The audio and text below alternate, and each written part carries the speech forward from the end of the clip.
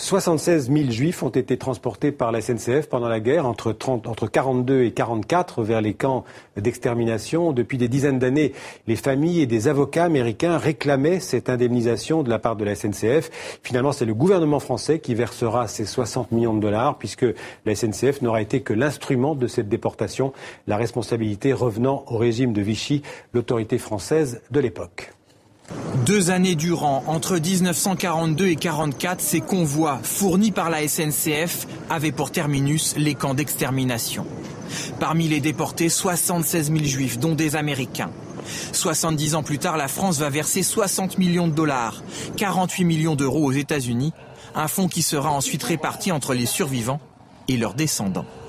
Ce sont les autorités américaines qui auront la responsabilité de la gestion de ce fonds de 60 millions de dollars et qui appliqueront des critères pour l'attribution d'indemnités à ces personnes. Bien évidemment, il est impossible de réparer une telle souffrance et de tels crimes, mais il s'agit de se montrer solidaire et pour l'État français de faire face à son histoire et à ses responsabilités. Cet accord obtenu après plusieurs mois de négociations satisfait les associations américaines de victimes et de lutte contre l'antisémitisme, ainsi que certains élus qui envisageaient de poursuivre la SNCF.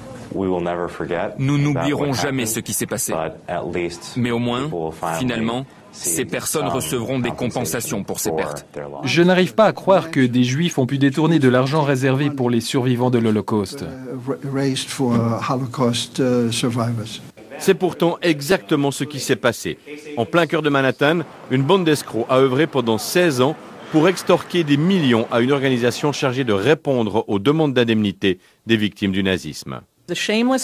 Les accusés n'ont eu aucun scrupule à fabriquer ces victimes pour encaisser l'argent des survivants de l'Holocauste. Pendant des années, les escrocs ont inventé de fausses victimes, réécrit de faux récits de vie pour toucher les fonds réparatoires réservés depuis la Deuxième Guerre mondiale par le gouvernement allemand. 42 millions de dollars ont été détournés, 5 000 fausses déclarations démasquées et 17 personnes inculpées. Les candidats, la plupart membres de la communauté russo-juive, étaient recrutés pour fournir des copies de leurs papiers d'identité, certificats de naissance, passeports. En échange, ils recevaient une partie de l'argent extorqué à ces fonds de compensation de guerre. En parallèle, de faux papiers au nom de ces fausses victimes les rendaient éligibles pour ces compensations.